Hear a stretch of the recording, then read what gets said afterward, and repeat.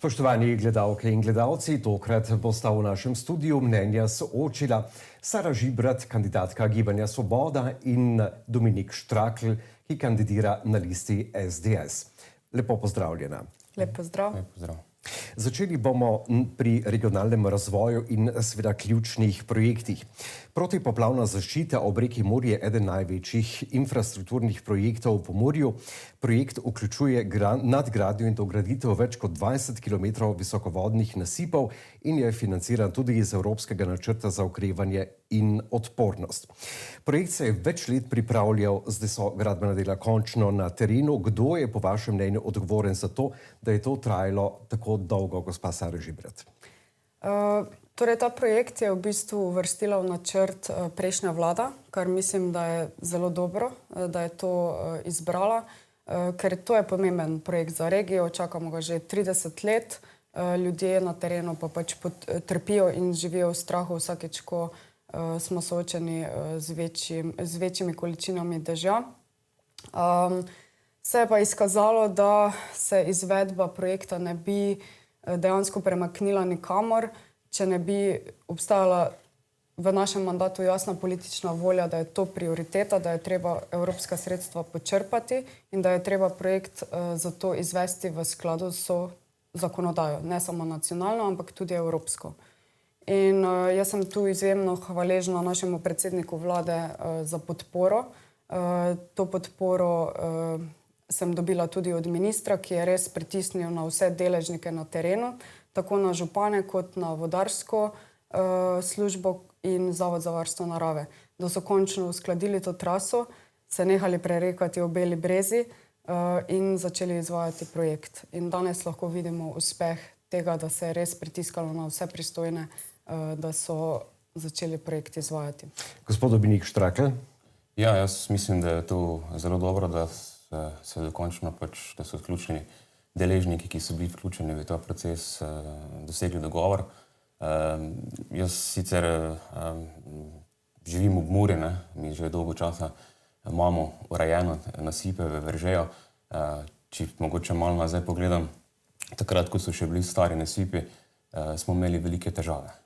Zdaj se spomnim teh poplav leta 2023, ker sem bil tudi sam tam deležen v Krapju in tisti okolici, kjer so imeli velike težave. Tako da to je zelo dobro, da ste uspeli doseči dogovor.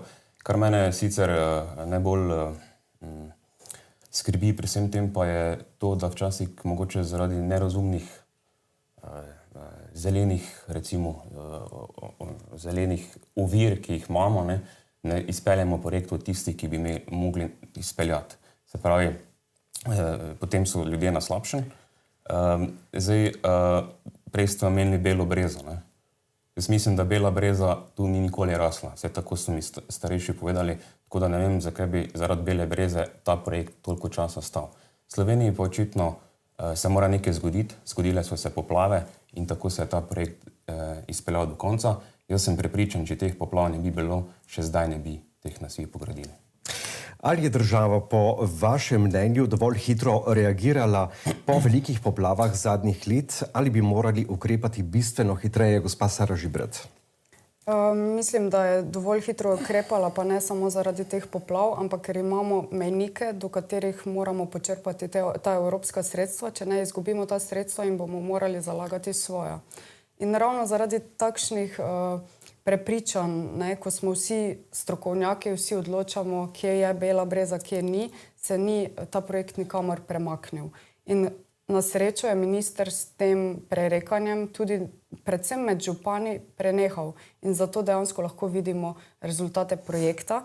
In bom poudarila recimo dober primer, zgleden primer župana Veržeja, ki si je nasipe že prej uredil, zato ker se ni prerekal z Zavodom za varstvo narave, pa so bile tam neke narcise, se strinjam, morda se to vsem zdi bizarno, ampak vaš župan je vam uredil to problematiko, zato ker je rekel, ok, stroka je rekla tako, bomo pa tako tudi naredili. In jaz sem prepričana, da bi danes se spet pogovarjali in prerekali, če ne bi določena politika presekala s tem in zaupala projekt v roke strokovnjakom. Gospod Dominik Štrakl, se strinjate? V Veržeju so bili nasipi narejeni točno tam, kjer so bili. Nikjer druge in ni bilo težav. Razširili se so, tako da so delno posegli v prostor. Ja. Seveda so, ampak so bili tam, kjer so bili. Gospod Dominik Štrakl, če bi lahko v naslednjem mandatu zagotovili en velik državni projekt za Pomurje ali Prlekijo, kateri bi to bil? Jaz mislim, da bi, če pogledate recimo od Maribora do Lendave imamo avtocesto. Ne? Ob avtocesti ni nič. Ne? Dobro so polja, ki so pomembna, ne? Ampak če pa se peljete od Maribora oziroma Šentilja do Gradca, tam pa vidite polno skladišč. Jaz mislim, da je največji projekt, ki bi moral biti, se pravi spostavitev nekega velikega skladišča, o tem se je že govorilo. V preteklosti pa mislim, da je v načrtu. Poleg tega pa, ko se pogovarjamo o prioritetah naše regije, jaz mislim, da je ključno, da se najprej pogovarjamo, da zagotovimo osnovne javne storitve, ki se ukinjajo, to so pošte, bankomati in tako naprej. Ker če tega ne bo, tudi ljudje odhajajo. Ne? Se pravi, če ne bo tudi dobrega gospodarstva, če ne bo povezane infrastrukture, potem ljudje nimajo tukaj delati in tudi dobrih gospodarskih podjetij ne bo tu in tudi ne bo služb. Ljudje bo odhajali in to je bistveno, o čemer se moramo pogovarjati. Zdaj, ključni projekti, jih je več verjetno. Imate vi v Murski Soboti, recimo, ki je potrebna voznica, o kateri se že veliko časa govori, pa še ni premaknila. Ne? Ampak to so vsi projekti, ki bodo se zgodili, ko bo vse to prej izpolnjeno. Se pravi, tiste ključne prioritete, ki jih moramo zagotoviti. Gospa Sara Žibrat? Ja, jaz mislim, da je recimo za celotno regijo res pomembno, da se zaključi obvoznico. Gradbena dovoljenja so v tem mandatu že potrjena. Žal se je moralo iti v razlastitev glede sebeborskega zadrževalnika. Zakaj? Zaradi tega, ker so kmetje ugotovili, da je nekdo plačal 750 000 evrov za projektno dokumentacijo za zadrževalnik Sebeborci. Ta pogodba je bila podpisana leta 2021 v drugi vladi. Ponudba, ki jo je ponudilo ministrstvo, je znašala 250 000 evrov. Prijavil se je edini projektant za 800 000 evrov, na kar se je država izpogajala za 750 000.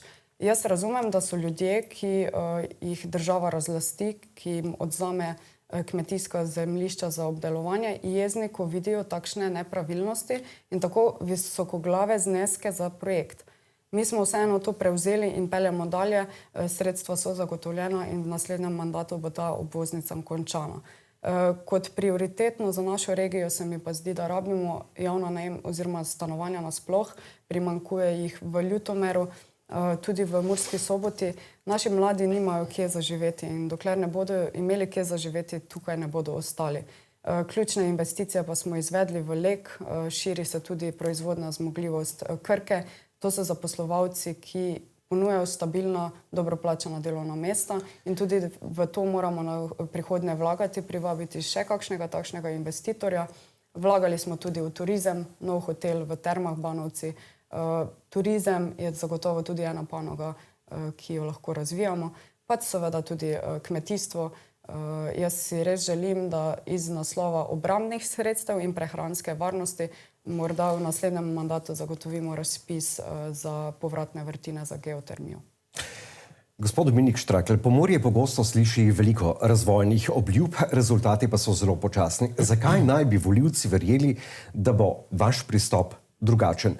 Oziroma, ali bi po vašem mnenju potrebovalo poseben razvojni status Pomurje ali dodatne državne spodbude, podobno kot nekatere obmejne druge regije v Evropi?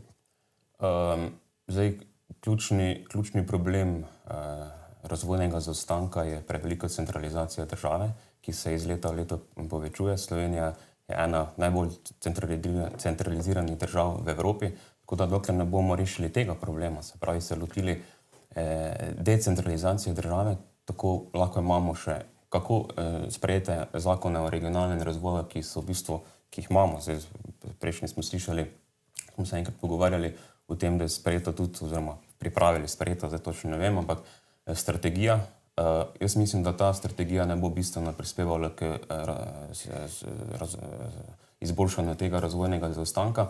Ampak mi v Slovenski demokratski stranki zagovarjamo, da je potrebno državo centralizirati. V tem kontekstu menimo, da je potrebno ustanoviti pokrajine, ki bojo del državnih pristojnosti in sredstev prenesli na pokrajine, se pravi bliže ljudem, ker bomo mi sami določali, kakšne imamo razvojne prioritete, kaj želimo tu, kakšni so naši projekti, bomo sami urejali tudi prijave za evropska sredstva. To je bistveno.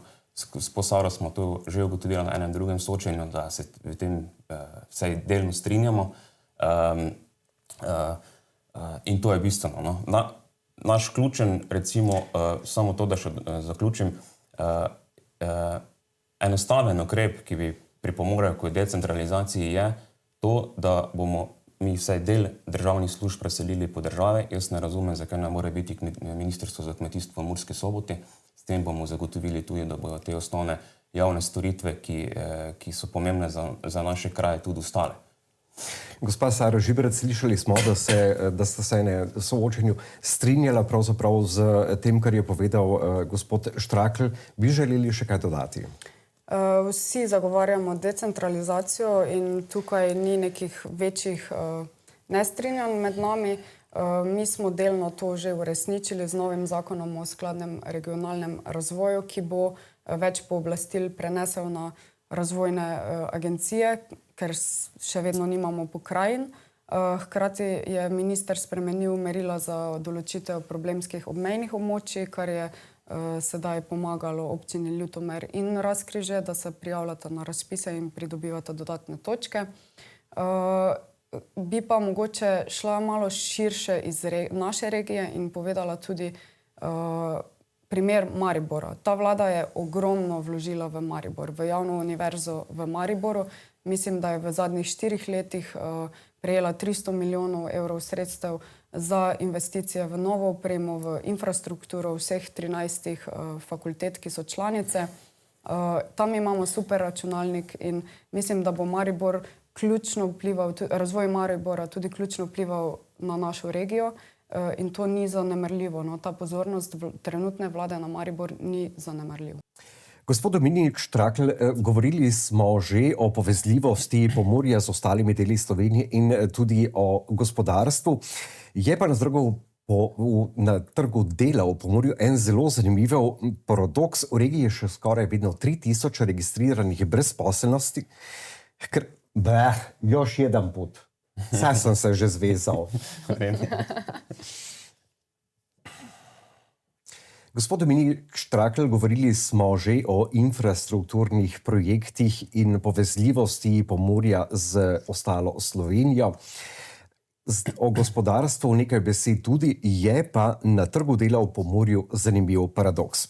V regiji je še vedno skoraj 3000 registriranih brezposelnih, hkrati pa podjetja pogosto opozarjajo, da ne najdejo ustreznih delavcev in to seveda odpira vprašanje kakovost delovnih mest, plač, delovnih pogojev in tudi strukture gospodarstva v regiji. Velik del delovnih mest je v industriji, logistiki in kmetijstvu, medtem ko podjetniki pogosto poudarjajo pomanjkanje visoko usposobljenega kadra.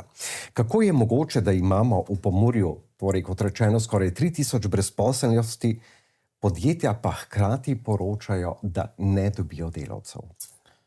Jaz mislim, da ta težava ni samo v Pomurju, ta težava je v marsikateri regiji. Predvsem pridemo spet do ključnega problema, to je prevelike centraliziranosti, kjer se pač tudi dobra kvalitetna delovna mesta koncentrirajo in tudi podjetja koncentrirajo pač okrog Ljubljane. Ta problem bomo morali pač nasloviti.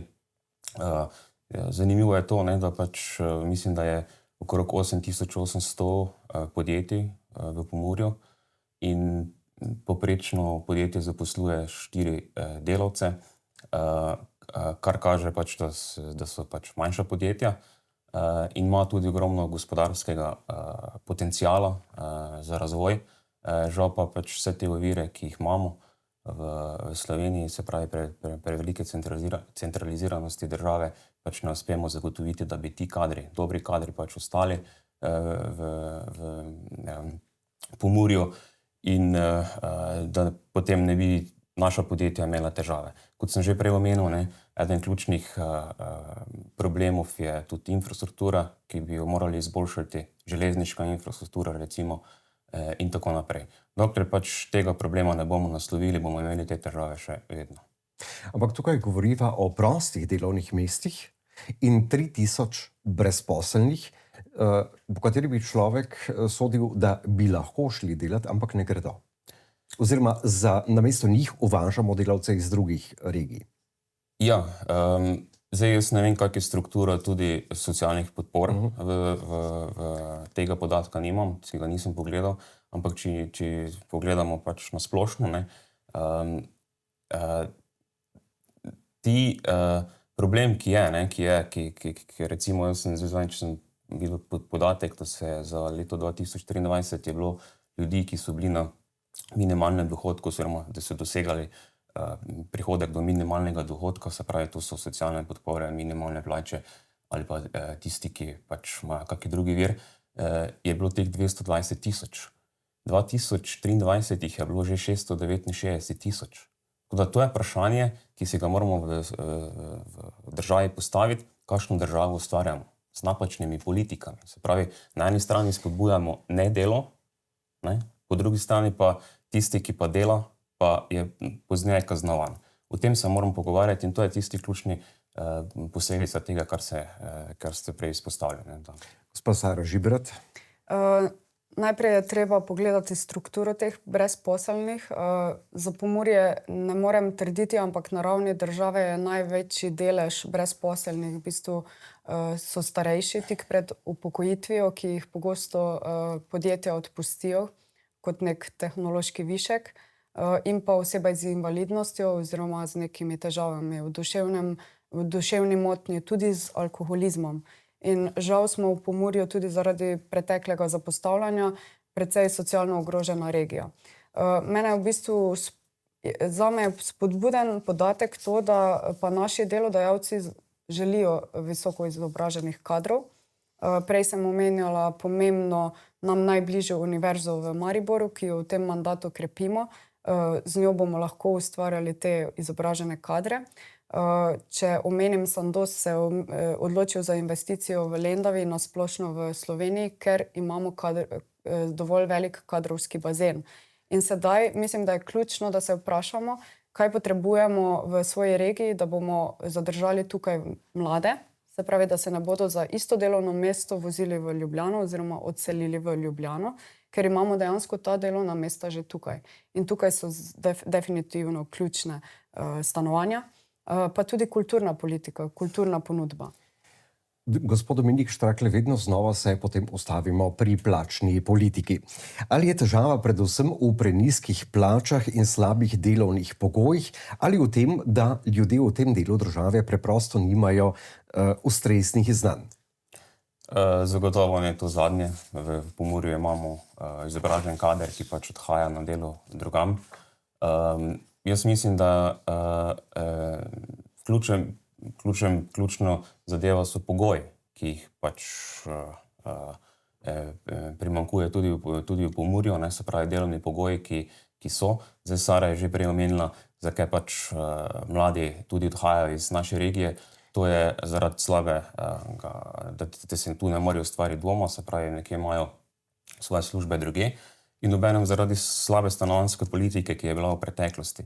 Jaz moram priznati, da je ta vlada sicer nekaj naredila korake naprej, ampak ne, mi zagovarjamo, da nočemo vsi živeti v javnih najemniških stanovanjih, ker to, kar se zdaj pač načrt gradnje javnih stanovanj, ne bo rešilo niti 5% tega problema, ki ga imamo mladi. Mi zagovarjamo to, da država mora ustvariti pogoje za to, da bomo mi lahko lažje prišli do svojih lastnih stanovanj. Jaz imam osebno doma zemljišče, ne? In če država recimo ne bo ustvarila pogoje, da bom jaz lahko na tem zemljišču tudi si postavil svoj dom, svojo hišo, potem ne vem, zakaj, jaz ne vem, kako bi lahko zdaj mislili, da naj živim, ko sem odvisen države v najemniških stanovanjih. Ne? Poleg tega se ta najemniška stanovanja gradijo tudi v središčih, večinoma, ne? Zdaj Verževo sicer bodo stanovanja, ki bo zgradil stanovanjski sklad, kar sem vesel. Smo tudi o tem debatirali na občinskem svetu, to je dobro. Ampak mi imamo ogromno zemljišč, kjer si pač mladi ne morejo ustvariti doma, ker nimajo pogojev.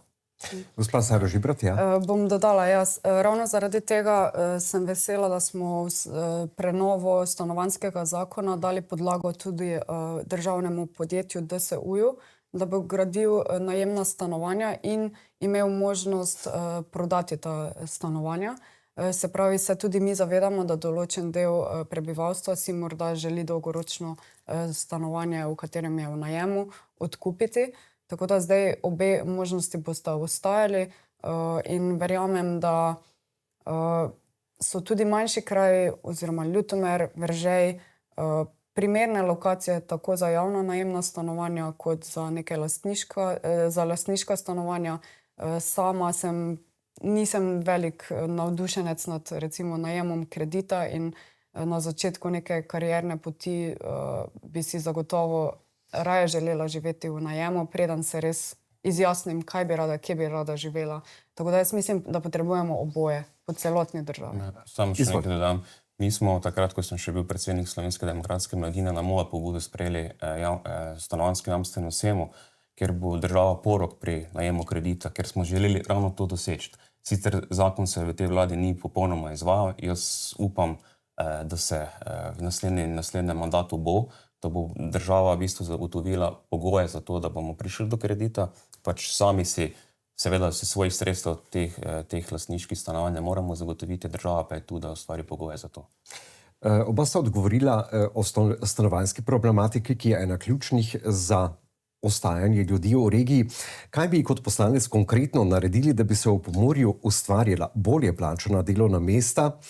In ali bi morali imeti podjetniki v razvojno šibkejših regijah posebne davčne ali investicijske spodbude? Da, odgovor je pritrdilen. Mi imamo to tudi v programu za pač te manj razvite občine in regije, tudi posebne davčne in druge spodbude. To bo to zagotovo. Jaz verjamem, da bomo v prihodnosti našli pač tudi skupni jezik za to, da se dogovorimo, na kakšen način zagotoviti Pomurju razvoj. Jaz sem prepričan, da te zakon, ki je tudi novo sprejet, ne bo bistveno spremenil, da bomo pač potrebno spet pridemo na temo regij, dokler tega ne bo, tako dolgo imeli te težave. Gospa Sara Žibrat? Problemska obmejna območja že delno naslavljajo ravno ta problem in sicer podjetja na teh območjih, se pravi Ljutomer, Razkrižje, lahko kandidirajo na razpisih in pridobijo dodatno število točk. Tako da delno se to že izvaja. Bi pa rekla, da si bom sama prizadevala in to je tudi v programu stranke, neko razvojno kapico za te sektorje z visoko dodano vrednostjo. Strinjam se, da smo veliko naredili za določene sektorje, kot je farmacija, privabili te investitorje, ki ponujajo stabilna delovna mesta.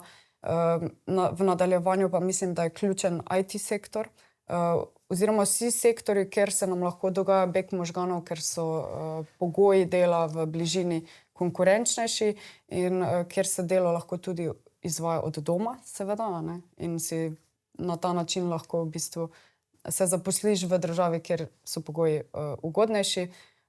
Mislim, da je to ključno tudi z vidika dejstva, da imamo v Mariboru sedaj center umetne inteligence. Mislim, da je to ključen sektor, s katerim bi lahko zadržali tudi mlade, visoko izobražen kader doma.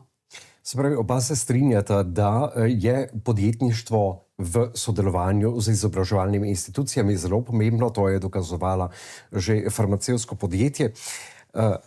Ali bi država morala bolj spodbujati lokalno podjetništvo, družinska podjetja v Pomurju imajo veliko vlogo in kako bi to spodbudili, da tudi ostane tukaj? Vse to smo že naslovili z tem, s posebnimi davčnimi olajšavami in investiranjem, predvsem v tiste občine, ki so ki so pač manj razvite, ker je tudi to potrebno. Zdaj ugotavljamo, vse jaz ugotavljam, da pač imamo podobne stvari tudi v programu. Jaz verjamem, da bomo v naslednjem mandatu, ko bomo vodili vlado in to predlagali, tudi z njihove strani dobili podporo in da bomo dejansko zagotovili to, kar je bistveno. Mi smo imeli takrat par dni nazaj tudi soočenje in na koncu smo vsi ugotovili, kaj nam je najbolj pomembnejše to, da ima naša regija, se pravi tam, kjer mi prihajamo, Prlekija, neko spoštovanje, neko pozornost, ki si jo zasluži. V redu, mislim, da se strinjate, gospa Sara Žibret, po izrazu na obrazu sodeč. Potem je še naslednje vprašanje, ki se tika zdravstva, to se prej ali slej dotakne vseh nas. Pomurje ima eno najstarejših populacij v Sloveniji, zato je pritisk na zdravstveni sistem velik. Splošna bolnišnica Murska Sobota in zdravstveni domovi imajo pomembno vlogo za celotno regijo. V zadnjih letih pa država vlaga tudi v novo medicinsko opremo in infrastrukturo. Kljub temu pa ljudje še vedno opozarjajo na dolge čakalne dobe in pomanjkanje zdravstvenega kadra, kar pogosto pomeni tudi odhajanje pacientov v druge dele držav. Ali imajo prebivalci Pomurja, po vašem mnenju, dejansko enako dostopno zdravstvo kot prebivalci večjih mest? Gospod Štrakl. Zdaj, jaz mislim, da nimajo, to je pač tudi eden izmed problemov, ampak vseeno moramo povedati, pa jaz sem prepričan, da se bo Sara s tem strinjala. Mi imamo recimo v Ljutomeru zelo dobro zdravstveno ustanovo, eno boljših zdravstvenih ustanov v celotni državi, kar sem ponosen. Jaz sem bil takrat par let nazaj, mislim, da celo 6 let član sveta zavoda in tudi nekaj časa celo njen predsednik, kjer je bila čisto druga zgodba. Seveda je zelo lep pokazatelj, kako pomembno je, da ima taka ena zdravstvena ustanova enega direktorja ali pa vodstvo, ki ima vizijo, ki ima neko jasno začrtano pot, kar pač želi narediti, in rezultat je to, kar pač imamo v Ljutomeru. Zdaj, kar se tiče zdravstva, najprej je potrebno končati vojno z zdravniki. To nobenemu nič ne koristi, to največ so na škodo pacienti. Potem je seveda potrebno krepiti primarno zdravstvo, to je, se pravi, zdravstveni dom Ljutomer, da bo čim več storitev, tudi specialističnih, najbližje ljudem. Potem mislim, da je potrebno v javni zdravstveni sistem vključiti vse razpoložljive kadre, licencirane kadre. Meni kot pacientu je vseeno, kakšen je pravni status ustanove, v kateri se zdravim. Meni je važno, da sem kvalitetno in hitro oskrbljen. Potem pa je popolnoma vseeno. In četrto, kar želim povedati v zdravstvu, ki je tudi veliki problem, potrebno je narediti nadzor nad nabavo opreme. Gospa Sara Žibret. Jaz mislim, da v Pomurju vseeno smo lahko ponosni na svojo splošno bolnišnico. Vse nujne storitve so plačane po realizaciji. Pri nas noben pacient, ki pride na urgenco, ne bo prepuščen sam sebi, bodi si je zavarovan ali pa ne. Zato se pogosto tudi ustvarjajo določene izgube v bolnišnicah, ker pač enostavno si ne morejo privoščiti, da pustijo pacienta na cedilu. V splošno bolnišnico Murska Sobota se je investiralo tako v nakup nove opreme, kot pa v novi kateterski laboratorij. Zakaj je ta investicija zelo pomembna za našo regijo? Ker imamo, mislim, da največ težav s srčno-žilnimi obolenji v celotni Sloveniji. Zdravstveni dom Ljutomer, je povedal že kolega, deluje odlično, ravno zaradi vodstva, ki že vnaprej razmišlja o svojih kadrih, štipendira namensko dijake, da pridejo k njim. In jaz to absolutno podpiram in bom podpirala tudi v nadaljevanju. Mislim, da je primarij ključen, ki ga moramo pač krepiti tudi v nadaljevanju in omogočiti ljudem, da v okviru zdravstvenega doma pridejo do nekaterih specialističnih obravnav, da se ne rabijo voziti po državi, torej da lahko opravijo v zdravstvenem domu rentgen, magnetno resonanco, da lahko pridejo do kliničnega psihologa. Mi smo se z direktorjem o teh programih, ki si jih še dodatno želijo, ker imajo tudi na voljo kader, ki bi to izvajal, pogovarjali, in direktor ima našo podporo, da to poskusimo uresničiti preko uredbe ministrstva v naslednjem mandatu. Nekako smo že naslovili odhajanje kadrov, ampak kaj bi kot poslanec naredili, da bi zdravniki in medicinsko osebje ostajalo v Pomurju? Investicije v novo opremo smo že omenili, seveda pa je tudi problem dolgih čakalnih dob, ki so pogosto ena izmed največjih težav pacientov. Po eni strani pomanjkanje kadra, po drugi strani pa dolge čakalne dobe. Ja, zdaj najprej čakalne dobe, ker to se mi zdi najbolj pomembno. Jaz, ko sem bil še predsednik sveta zavoda, sem gledal pač tam tiste načrte, plane dela za naslednje 2 leti, kjer so recimo po področjih,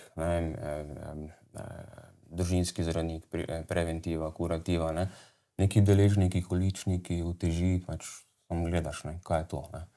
No in to je v bistvu zavarovalnica določi. Na leto recimo načrtuje toliko po recimo teh pregledov, toliko po teh. In zdravstveni dom Ljutomer recimo presegal za 200-300%. Kaj mislite, kaj je bilo naslednjo leto? So mislili, da so kaj dvignili te količnike? Niso. In to je ključen problem tudi med drugim, kar se tiče čakalnih dob. Jaz osebno bom povedal pač svojo izkušnjo. Jaz sem zavarovan v tujini, v Evropskem zdravstvenem zavarovanju, skupnem Evropskem zdravstvenem zavarovanju, kjer grem k zdravniku kamorkoli želim. In en lep primer. Sem bil v zdravstvenem domu Ljutomer, pri zobozdravniku recimo, in sem rekel, da naj pridem nazaj za pol leta. To je bilo oktober, november, pridi marca, aprila. Sem rekel, ne, se tako plačam. Ko pa je rekla, prid pa v drug teden. To je bistveno, zakaj tudi nastajajo čakalne vrste. Zato, ker Slovenska državna zavarovalnica noče plačati teh storitev, ker si jih je naredila plan do konca leta, toliko jih plača, ostalo pa ne plača, pride drugo leto, naslednje leto. Ampak ljudje potrebujejo zdaj storitve, zdaj se hočejo zdraviti. Gospa Sara Žibret? Si bom vzela malo več časa, da vse razložim. Kar se tiče zobozdravstva, mi smo ena redkih evropskih držav, ki iz javne zavarovalnice krije zobozdravstvene storitve. To imajo, mislim, da Francija, Nemčija in pa Luksemburg in še to samo delno krijejo storitve. Jaz verjamem, da ste vi zavarovani kot evropski poslanec z nekim posebnim zavarovanjem. Nisem še evropski poslanec. Oziroma v Evropskem parlamentu vem, da imate mogoče celo svojo medicinsko službo, ampak kaj želim povedati? Javna blagajna ima določeno omejeno število, količino sredstev.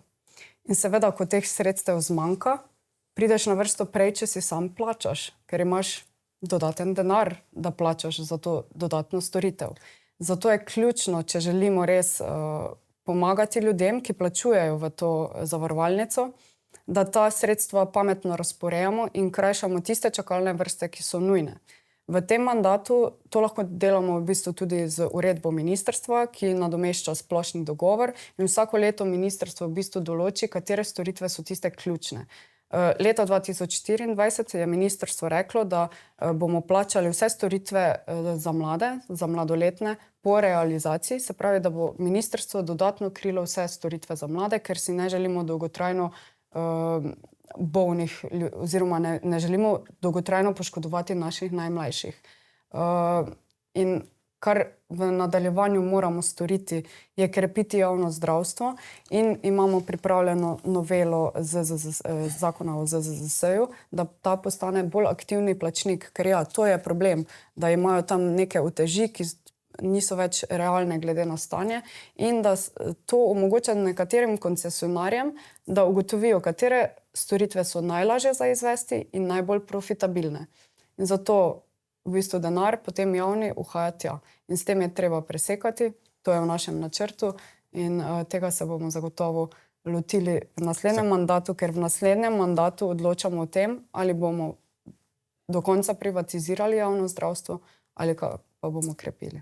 Gospod Dominik Štrakl, želite replicirati? Ja, jaz mislim, da prej ste nekje omenili ali pa sem nekje zasledil, da so se čakalne dobe skrajšale. Zdaj, če ste samo administrativno spremenili stvari v računalnikih, se čakalne dobe niso skrajšale. Ljudje še vedno čakajo. Nesorazmerno dolgo na take nujne postopke in spet pridemo do bistva, zavarovalnica noče plačati storitev, oziroma pač ne noče, ker si naredi načrte čez celo leto storitev, ki bi bile nujno potrebne. Ne, se pravi, ali je zavarovalnica tista, državna zavarovalnica tista, ki očitno umetno ustvarja čakalne dobe? Čakalne dobe so v bistvu umetno ustvarjene tudi zaradi določenih koncesionarjev. Smo imeli primere razkriti takih praks, hkrati pa niso niti trenutno realne in ključen zakon, ki bo spremenil to, je bil zakon, ki je bil sprejet na področju digitalizacije zdravstva in v naslednjem mandatu se bo na podlagi tega vzpostavil enoten centralni sistem naročanja. In takrat bomo pa res vsi pacienti vedeli, kakšne so čakalne vrste pri katerem izvajalcu in kot pacient, ki plačuje v javno blagajno, se moramo zavedati, da lahko koristimo te storitve kjerkoli. Če se bomo pač peljali v Koper, ker bo tam najkrajša čakalna vrsta, bomo šli na izlet z vlakom po Sloveniji. Tudi k zasebniku? Ne k zasebniku. Oba sta zdaj že odgovorila na pravzaprav naslednje vprašanje, ali menite, da bi moral zdravstveni sistem vključevati več zasebnih izvajalcev. Dominik Štrakl, vi ste absolutno za. Gospa Žibret pa je absolutno za predvsem javni sistem. Ampak Pomurje je statistično res starejša regija. Kako pomembno je, po vajinem mnenju, okrepiti tudi druge javne storitve v regiji, naprimer domove za starejše in dolgotrajno oskrbo? Ja, zagotovo. Vlaganje v domove starejših bi moglo biti ena od prioritet. Zdaj, dolgotrajna oskrba, jaz vam povem tu jasno in glasno, da bomo ta davek, ki ste ga vi sprejeli, za upokojence ukinili, ker se nam ne zdi pošteno, da upokojenci plačujejo ta davek. Poleg tega pa bomo zaenkrat ustavili to plačevanje, dokler se te storitve dolgotrajne oskrbe ne bodo popolnosti izvajale. Gospa Žibret? Jaz imam babico z demenco v domu za starejše Ljutomer.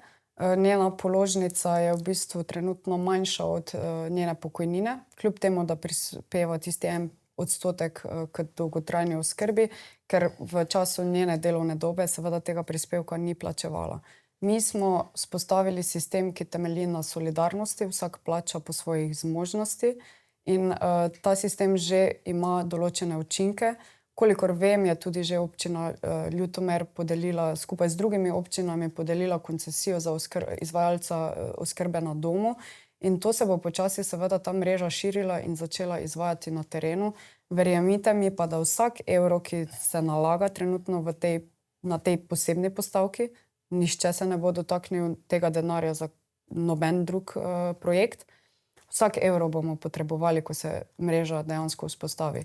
In kolikor poznam naše Prleke, tudi Prekmurce, večina starejših si dejansko želi živeti na domu, zato je treba krepiti v naslednjem mandatu predvsem mrežo izvajalcev oskrbe na domu. Gospod Štrakl, bi želeli kaj dodati? Ne, jaz mislim, da kar se tiče dolgotrajne oskrbe, zdaj neki, mislim, po poročanju, kar sem pač jaz prebiral, ne bo dovolj sredstev, ki se jih pač nabirajo na tem posebnem računu.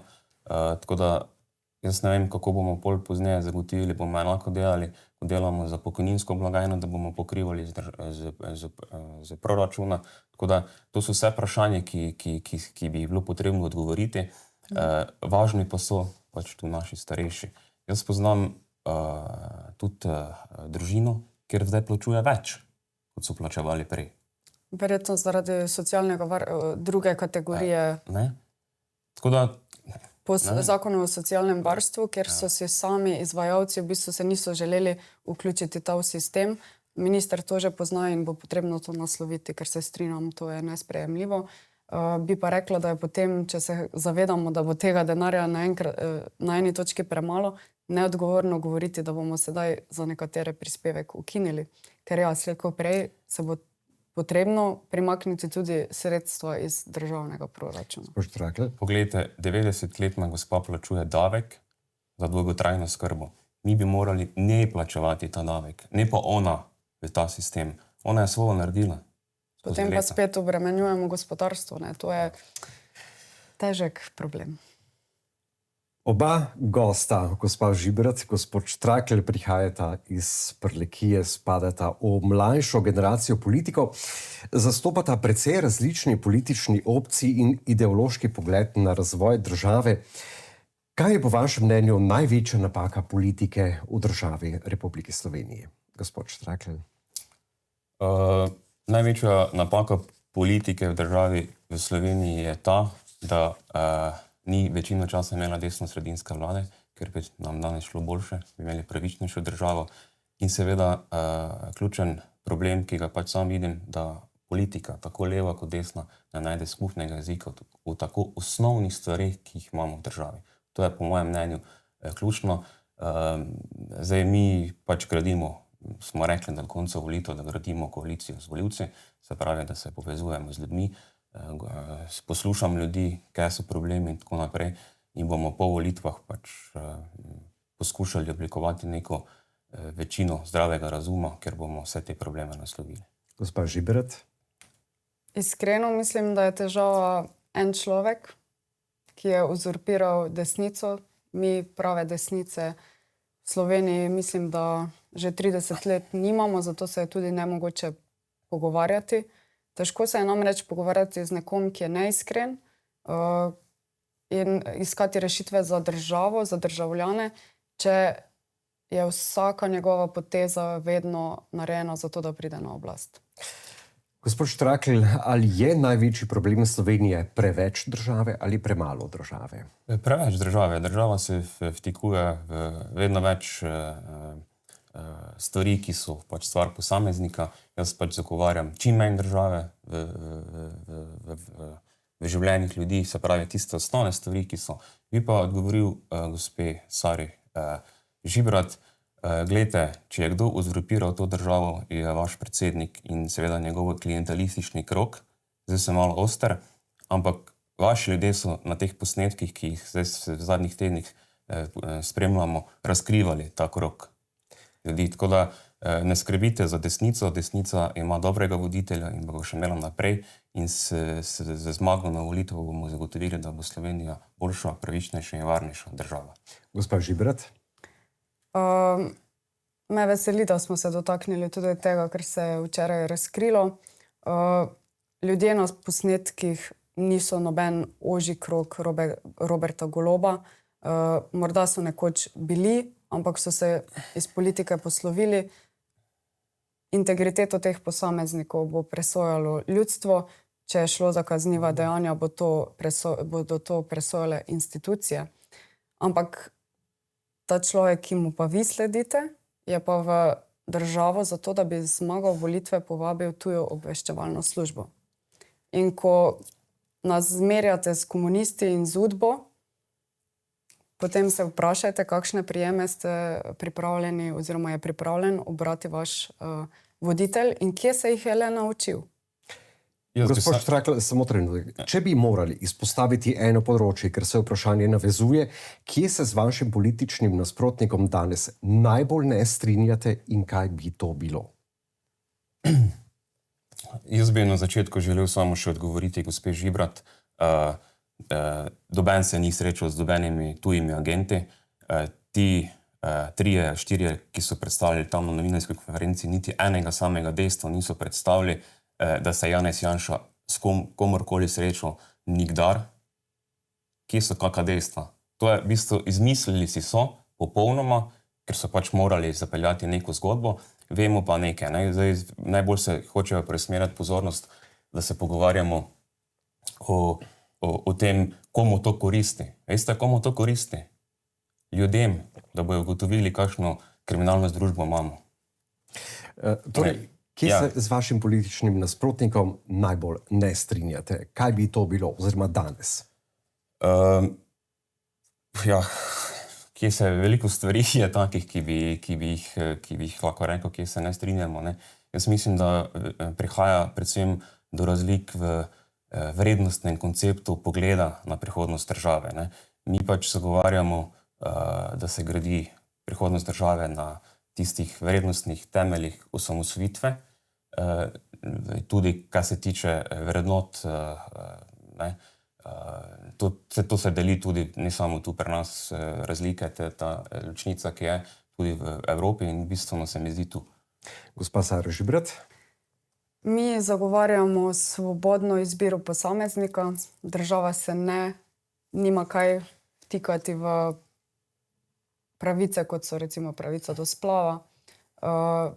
Hkrati pa mislimo, da verjamemo v pravno državo, verjamemo v institucije in tekom mandata smo delovali v smeri, da jih v bistvu okrepimo. Popravili smo plače sodnikom, sprejeli smo zakon o neodvisni RTV, se pravi, ne želimo se vtikati v neodvisno novinarstvo.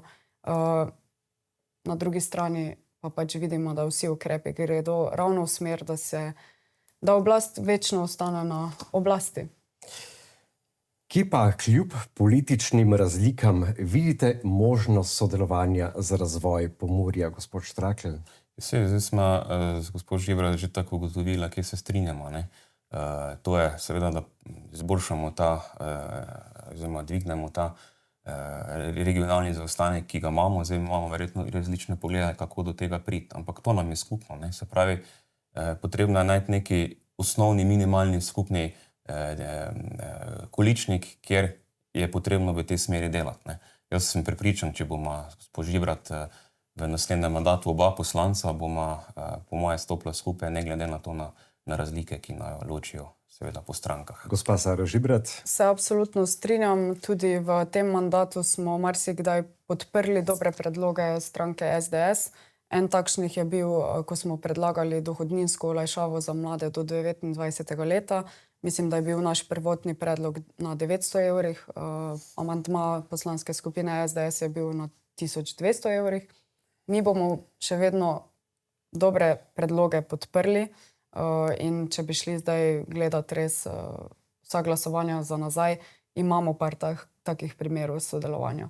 In zagotovo z vsemi opozicijskimi poslanci vedno rada sodelujem, če gre za dobrobit Pomurja. Če bi morali volivcem v Prlekiji povedati en razlog, zakaj naj na volitvah podprejo prav vas, kateri bi to bil, gospod Štrakl? Jaz sem leta 2022 stopil v kampanjo z enim jasnim namenom, da zagotovimo našim prleškim krajem, vsem našim 4 občinam močan glas v slovenski politiki. Danes se vračam iz Bruslja ravno z tem namenom, ponovno, da zagotovimo močan glas v slovenski politiki, ki bo jasno in odločno zastopal njihove interese. Jaz bom glas delavca, ki ga pač bremeni prevelika davčna bremenitev in mu zaradi tega ostane manj. Jaz bom glas podjetnika, ki ustvarja kvalitetna delovna mesta, pa ga bremenijo novi davki, vedno višji davki in nespodbudno davčno okolje. Jaz bom glas kmeta, ki je hrbtenica države in ga tudi bremenijo dodatne ovire. Jaz bom glas mladih, ki si želijo prihodnost ustvariti tu doma, pri nas, v naših 4 krajih in seveda bom glas upokojencev, da si zaslužijo dostojno starost.